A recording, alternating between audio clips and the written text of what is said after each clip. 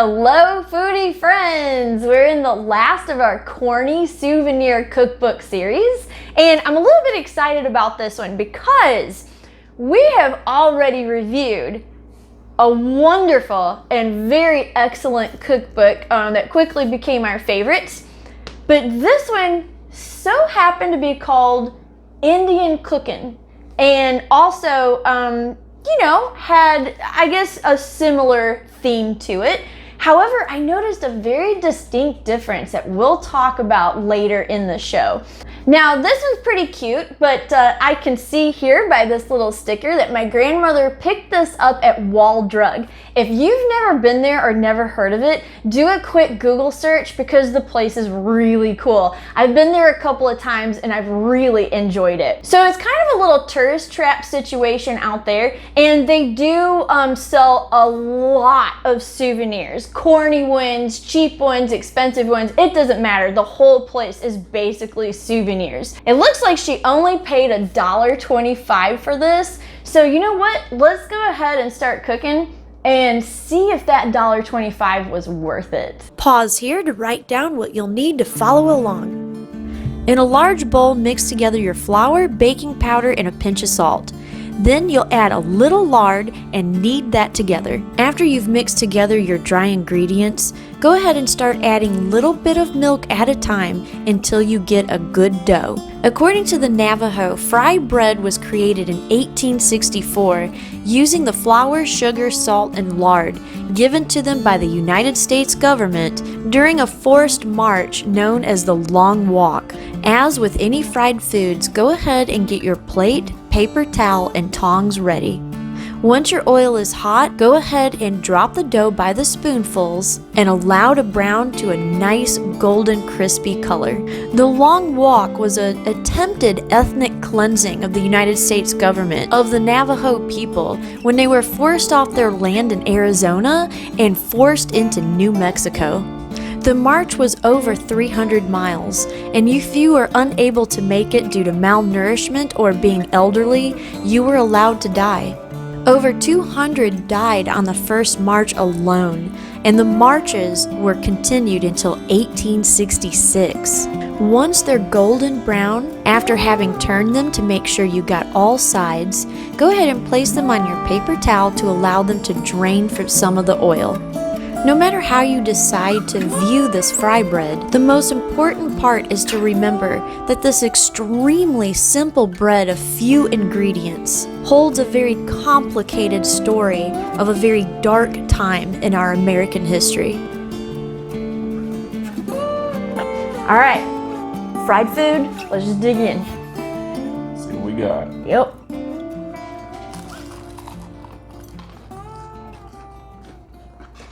I mean, it is good. Yeah? Kind of makes me think a little bit of like a more plain Hush Puppy in a way, or... Yeah, the texture and everything is very similar to Hush Puppy, but I mean, there's no like extra seasonings or stuff like that. No, it's very plain. I actually like the touch of the honey.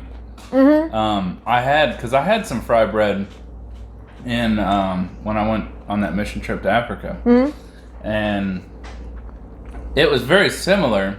It was actually a little bit bigger. It was a little bit puffier. It wasn't as heavy and dense as this. This is kind of a little bit more dense than I expected, but it's not a bad thing. No, there's actually several different recipes for fry bread. Right. And I went strictly by the recipe in here just because, well, that's what we're reviewing. Right. This cookbook.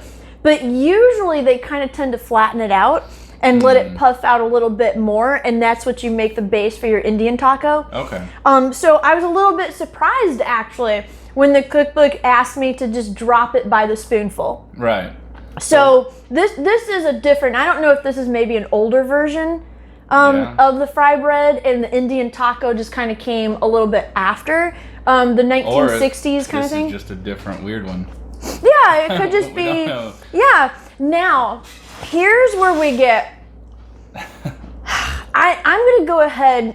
What would you rate this recipe? I mean, it's fried. Fried foods are usually you can't hardly beat them. I mean, it tastes fine. Like it kind of goes to me a little bit like last week. Like it's fine.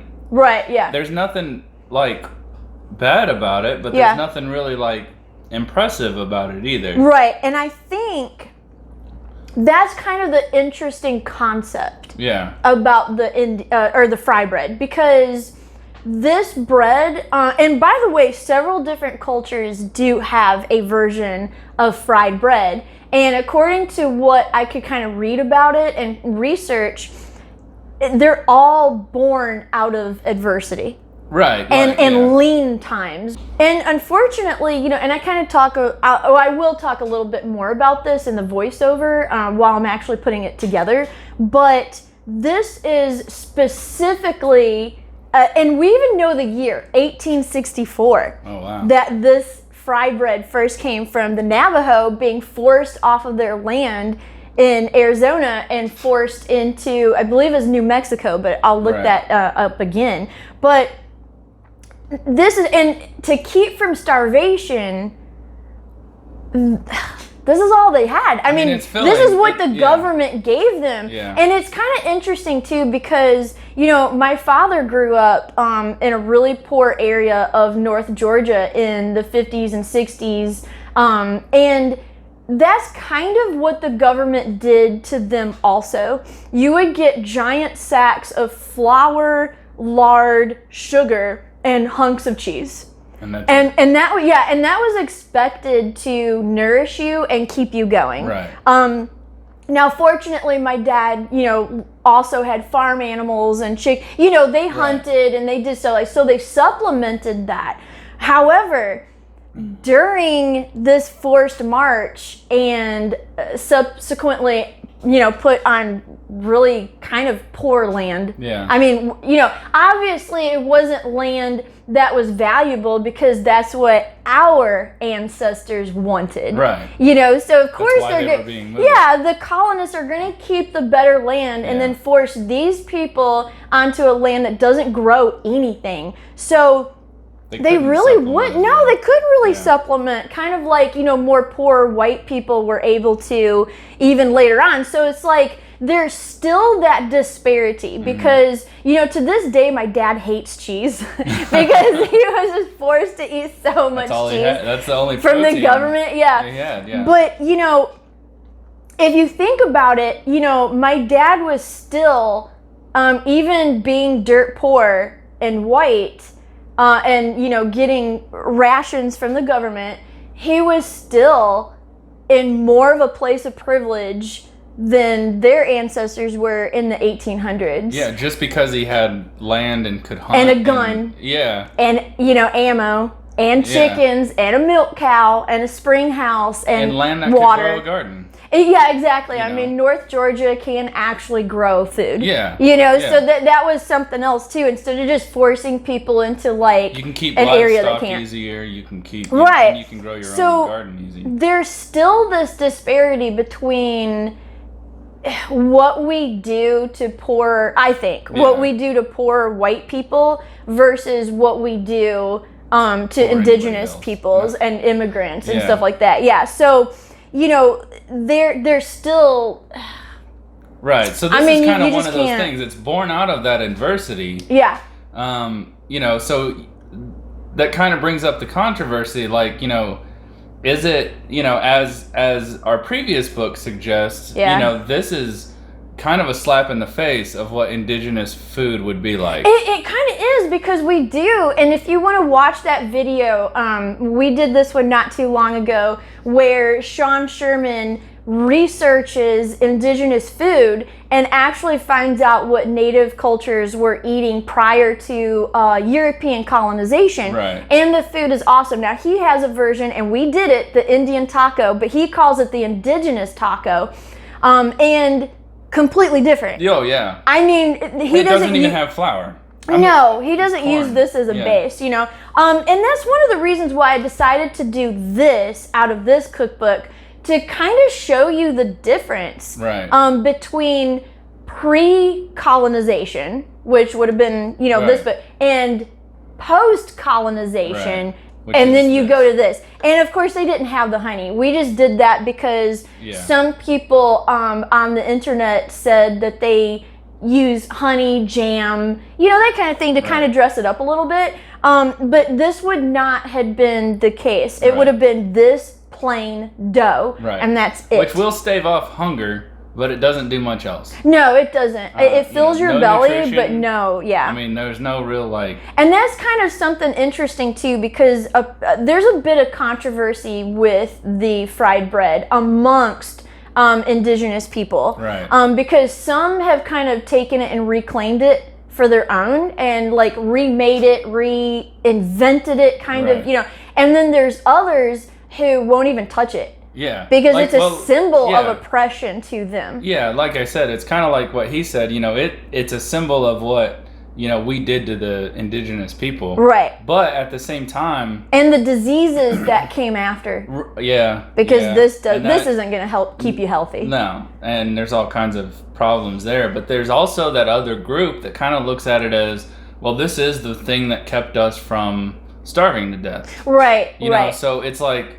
So could it be a symbol of hope in a way because it kept them alive enough to be able to forge a new identity in a new land? So it's I can see kind of like the story both ways. I personally still kind of lean towards the sous chef who. Yeah, I know. I like his thinking on it. However, I will caveat that to say that it's very obvious just from looking at us that we're heavily European descent. I mean, you can't take the Irish out of this face. I mean, it's like, you know what I mean? Yeah. I mean, we're very, very English in look, and obviously, we burn if it's not winter. So, we don't have a horse in the race. Is not basically really. What and so. While I lean more towards his thinking, I'm also not going to.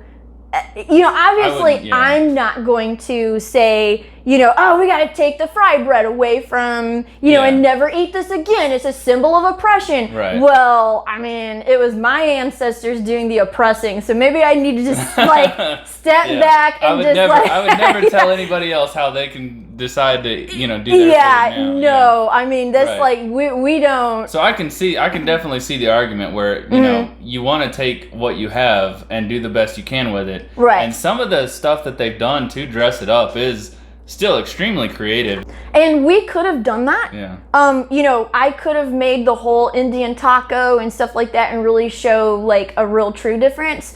But I really, number one, I wanted to stick 100% to this. But I also really, really wanted to show the stark difference between what they were eating and what they were forced into eating. Right. And so I didn't want to dress it up because this is what would have been the 1864 version. They didn't have a way to do that. Exactly.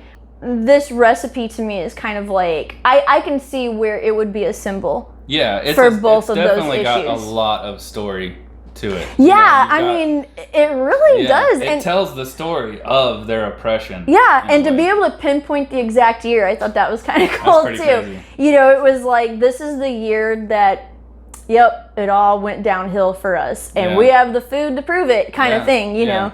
Now, as for this little cookbook, because, I'd come from this one, the sous chef. My first reaction was this made by a white person for a cash grab? And it's literally the most offensive cookbook put together. However, upon researching a little bit more and kind of looking at it, and the reason why I had my first initial reaction is because some of the recipes in here are sauerkraut. Well, I mean, They didn't have... that's obviously not. Some of the other stuff was obvious. There's actually literally one called Irish potatoes. Oh, wow. In here, yeah. So this has a lot of what I would term as post-colonial recipes. Not a whole lot of However, this was actually written by a lady who, Frances Whisler, who does give a little bit of just a little bit of a blurb about herself at the front of the book. And apparently, she says, I dedicate this book to my mother, Ruby Lambert, who taught me to be very proud of my heritage, both Indian and white.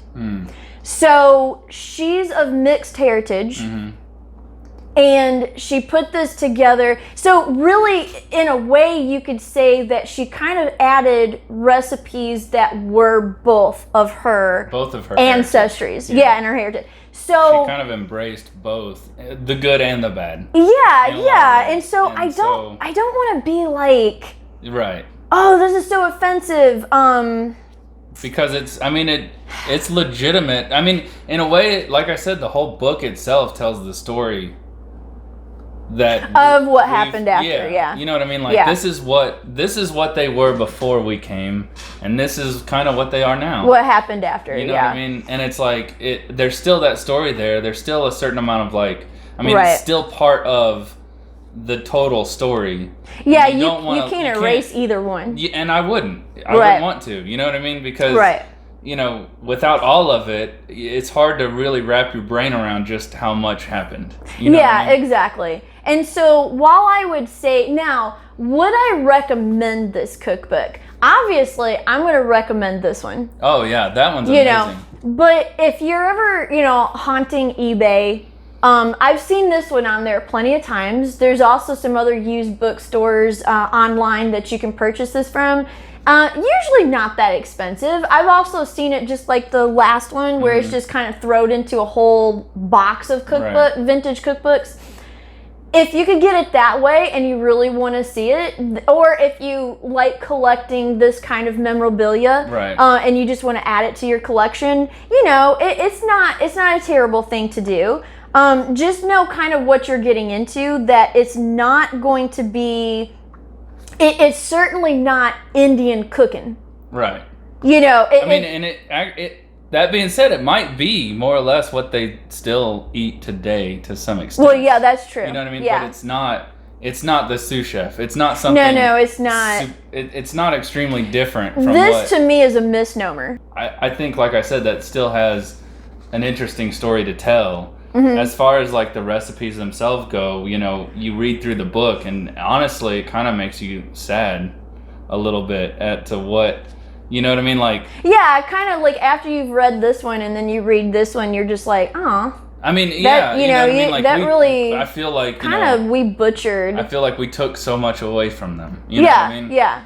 In a way. Yeah, and it is kind of. But now there's some interesting stuff though. Like, there's actually is a few, I think, interesting creative things. Yeah. That are different there that you wouldn't find in another cookbook. If I was going to choose between Ma's Cookin' from last week and this one, if you're really wanting one of them, I would definitely skew towards this one. Yeah, because you are going to get some interesting things here. It does have some interesting teas and stuff like that. But now I will say, just like we had the issue with last week, the directions are kind of poor in a way. Yeah, they're not detailed. Now some of them are, and so it's a weird mix of this recipe is written exactly and you can follow it and reproduce it, and then this recipe you gotta guess a little bit. You gotta be more of an experienced cook to kind of see what's going on. So if you're not into that, I would not get this. It's really strange because I really don't know what to rate this. Right. I would say, what did we rate last week's? 3? We rated last week's 3. I would say a 3.5. Yeah, okay. I think that's fair. Mostly based on the fact that most of the recipes you will probably not make, because it does have like a section that's similar to Ma's Cookin' with the groundhog and yellow jacket soup that's in here. There is no way on this planet, you couldn't pay me enough to go out like this cookbook wants you to do smoke out a bunch of yellow jackets out of the ground, and then hurry up and throw them on the fire to kill them so you can pick them out of the honeycomb and make a soup out of it. Nope. Like, wow. I want nothing to do with robbing any kind of hive of anything. So, you're not going to do that. No, not really. I mean, maybe some crazy person in America might say, hey, that sounds fun. I was going to say, no, I wouldn't say nobody, because there's I started to say, this is America. We have someone is going to read that and then go out and try to rob a yellow jacket nest. Yeah. But, it's a lot of recipes you probably won't make. There's a lot of recipes that are already in other cookbooks that you more than likely have, like sauerkraut and stuff like that. Particularly special in any way. No, Like the fry bread, I don't think it's a particularly special. Right, you can get fry bread recipes, like dozens. We just did it basically just to kind of give you an idea of the difference between the two cookbooks that we've done. And to kind of discuss some of the inherent problems, with it. But besides that, I don't know that I would really recommend. Yeah. It's cute. Yeah. It's sort of interesting. How often are we going to actually go back and cook from it? Right, probably right. That, you know what? That's a good thing, because we have never on this channel actually said or rated a cookbook based on whether we would cook out of it again. Maybe we need to start that. Yeah, we've this one I would give a 0 because I'm not gonna cook out of it again. It might stay in my collection because it's my grandmother's. Yeah. Nostalgia. Yeah. But I probably won't cook out of it. Now this one I'd give a 5 because I've actually cooked out of it since the video that we put out. Yeah. So this has a high repeatability to it. So maybe we'll kind of start adding that as we go along. Is this a repeat cookbook? Are we gonna? Yeah. Yeah. So there you go. I mean, we kind of kicked another dead horse again, like we did last week. But it's kind of an interesting, conversation I think to have. Yeah. As you're kind of shown the stark contrast. Right. Between what they did or what they had and what they don't have anymore. Right. Or didn't have in 1864. And which, by the way, they call it the Long Walk. I would have called it a death march. Yeah. I mean, it was literally, it was akin to what the Nazis had done to Jews when they saw that the Soviets and the Americans were closing in, and they emptied the death camps and then instituted a death march. Right. And that's basically what happened several times in American history towards Indigenous people. We look at the one in horror. Yeah. But we kind of tend to forget the one we did. Yeah. And there's a lot of, and correct me if I'm wrong, because but I'm pretty sure Hitler got a lot of his ideas from the way we treated the Native Americans. He actually did. He actually called our president at the time, and he said, "Why are you trying to oppose me? I'm just doing what you did." Yeah. I mean, not that president, currently, but all the presidents that we had, like Andrew Jackson and stuff like that, that had instituted death marches. He was just like, "I'm just doing what you did." Right. Which is sad but true. Yeah. I mean, we did do it. That's the thing. And there were several different cultures that participated in that. Yeah. And so there's not really anyone in the world, I don't think, that has their hands completely clean. No. But unfortunately, we haven't really done much in terms of reparations. There's definitely something to be said about trying to forget the story as a whole, because you don't want to forget it. You know what I mean? Like, we don't want to whitewash our history and kind of discount. Because you're doomed to repeat it. Yeah. If you forget your history, you're but doomed. But we also, we don't want to look back on it as, a moment of national pride either. Right, right. We definitely want to look back on it and admit, hey, we screwed up. Yeah, we can look at symbols like this, and then we can vow to do better. Yeah. And I think that's the important part. Yeah, and I think that's what we're doing. I mean, that's what I hope we're doing. We're at an inroads, in in terms of just like, you know, what our country is kind of doing right now. But I do think that there's a lot of people in our country that do want to make things better, does want to move forward, and, you know, doesn't want to fall into the traps of a lot of our ancestors. Yeah. And this is just one, you know, kind of example. Yeah, one symbol that we can look at to remind ourselves that this is something we don't want to do again. Right. Right. Yeah, we don't want to remember our history with pride. Right. You know what I mean? Like, I think. Well, I would say some things, like, actually, you know what? I would put it this way. Look at history through the eyes of truth. There's some things that we did that are monumentally wonderful. America has made so many innovations and wonderful things that we've, you know, created. I mean, but we've also done a lot of terrible things. And you got to look at both things. You got to look at history together as a whole. And you've got to go forward with the things that have served us and done well in the past, and let go of the things that has resulted in this. Yeah. And but you can't let go of it if you don't acknowledge it. And that's that's kind of the point I was trying to get to. Like, we have to understand that this happened. Yes. And then move forward from there. Yeah. Make better. Yeah. Do better. Move forward. Right.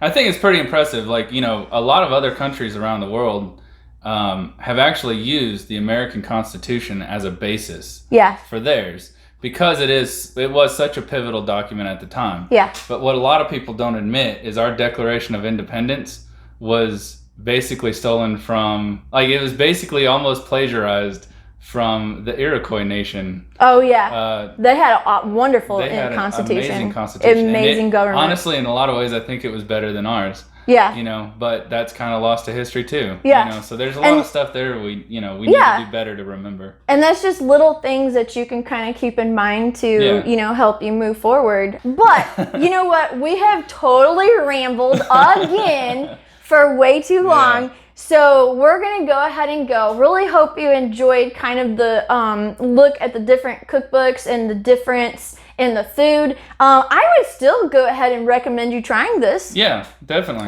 It's kind of a fun recipe, and go ahead and dress it up if you want to. I mean, you know, you can make the Indian taco out of it. You can do all kinds of different other things. You know, even a great little snack. I mean, or a side dish to it. Yeah. This would be a great side dish to a meal. So, you know, I would definitely recommend going ahead and trying this. But then I would go ahead and recommend that you pick this up. Oh, yeah. Because this is truly awesome. It's pretty amazing.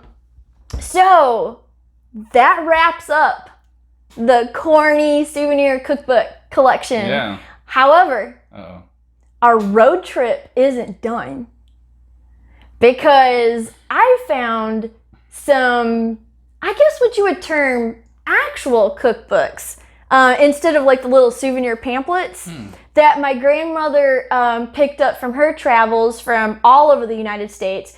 Like I said before, they were just road trippers extraordinaire, you know, so they wanted to see everything life had to offer in every state. So she has some really interesting cookbooks, including one from a state, unfortunately, I've never been to. So that'll be kind of neat. Maybe I can just kind of I'll give you a hint. We'll bring the island over to Tennessee, even though we can't really travel there. But it should be pretty interesting. Yeah, and Mama might make a surprise appearance in one of the episodes. So, yeah, we might kind of interview her a little bit. Okay. So that should be fun. So we're going to go ahead and go. We're going to wrap up this really long ramble that we had, and hope you stuck through all of it. We promise for the next several episodes we won't be quite so rambly. So really hope you enjoyed this. Really think you're going to enjoy the next set of cookbooks, and look out for Mama, because she's coming soon. We'll see you then. Bye. If you like this video, make sure to hit the like button and hit the subscribe button for future videos. In the meantime, here are 2 videos you may enjoy. Thanks for watching.